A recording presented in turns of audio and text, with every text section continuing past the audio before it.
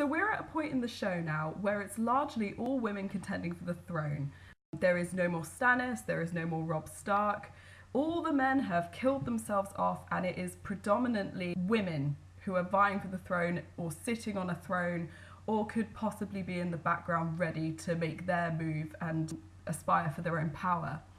And I think that this could possibly be a reflection on England in the 1500s.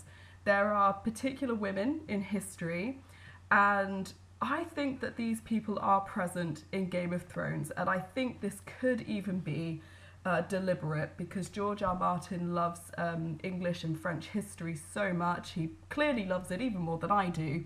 So the idea that he has taken inspiration from these women and their stories and he's put them into his own work, for me is completely plausible. We've already had parallels put out there that show similarities between Sansa Stark and Elizabeth I. But now we're at a point where I'm thinking, hey, not only could that be true, but there were other women who wanted power, who had just had power, and I think that they are also in Game of Thrones right now. So I'm gonna try and explain to you what I think could happen if I'm correct and if these women are present in Game of Thrones and what that could potentially mean as the story progresses and who I think will be the last one standing. So in 1553, Edward VI died and his only relatives left to take the throne were female. It had never happened before. Henry VIII did not produce a male heir that would keep his line going as he always dreamed. It ended with his very young teenage son. So I'm looking at Tommen here as Edward VI, since he was the last male to rule King's Landing. After him, he placed his cousin on the throne, and that was Lady Jane Grey, who is also known as the 9 Days Queen. I believe the role of Jane in the show is Marjorie Tyrell. She might not be his cousin, it may not have anything to do with religion, but she could have been a very good and kind queen, and she would have certainly, I think, been Tommen's preference in the event of his death. Jane Grey was executed by Edward's elder sister, Mary Tudor, who was absolutely not about to let Jane take her crown. Cersei Lannister fills the role of Mary Tudor. Mary Tudor also went by the name of Bloody Mary. She was infamous for burning her enemies and removing anyone in her path. Sounds pretty familiar. But at some point, I believe Cersei will die. Maggie the Frog's prophecy is bound to come full circle. In the book, we know that means that she will die. And there are many theories as to who's going to do that and who's going to kill her off. But it sounds like it won't be a result of one of the other women.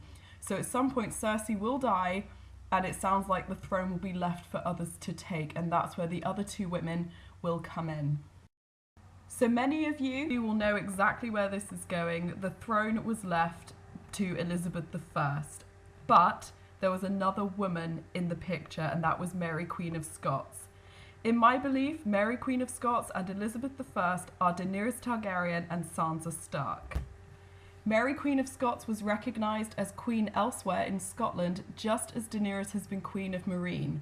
But as she vied for the English throne, she was removed very, very reluctantly by Elizabeth, who had been proclaimed queen after her sister had died. I had a bit of trouble with this part of my theory because I couldn't at the time see Sansa deliberately fighting or executing Daenerys. In fact, the idea of Sansa taking on 2 dragons, I say 2 because I believe one of them will die, it seems absurd to me that she would even try to compete with Daenerys, but there is still a chance, and there is rumour that Sansa will betray Jon, that she will try and take power for herself, and that will put her directly in the path of Daenerys, and who knows how that would play out. It might be that Daenerys does die. I believe that she will die anyway. I don't see her getting to the end. I just think that's so predictable. So I think Daenerys will go before the end, and the way things are playing out with my theory, it looks like she would die before Sansa. So Sansa may not be the one to kill her, but it seems like as the two compete for the throne, Sansa would emerge triumphant, even if just for a little while. However long Sansa's in power for, or wherever it is that she's enjoying power, we ought to believe that she is not going to remarry or have any children of her own because Elizabeth I didn't. That leaves the only male heir left, the one that is directly from the line of Mary Stuart or Mary Queen of Scots. Historically, that would be Mary Queen of Scots' son. But Daenerys doesn't have a son. What she does have, however, is a nephew. He may not know it yet, but Jon Snow is the surviving heir of the Targaryen line, and that does mean that should all the women die, he will be the one left to take the throne. So if we have removed all the women in the order they would have died in English history, the heir that prevails would be the surviving son of Mary Queen of Scots or the nephew of Daenerys, which is Jon Snow or Aegon Targaryen, if that's what you think he was called, which I think he was. Truth be told, there are a dozen theories out there that I love even more than my own. I love some of the shipping that people have done, some of the people that they think will get married. There are so many theories out there that Sansa will marry Jon, that Sansa will marry Tyrion again. There are so many out there. There's even a theory that Gendry is the actual son of Cersei and Robert Baratheon. So that would completely throw my theory out of the water. But I thought this was pretty cool when I thought of it, so I thought I would just put it out there and see what other people thought.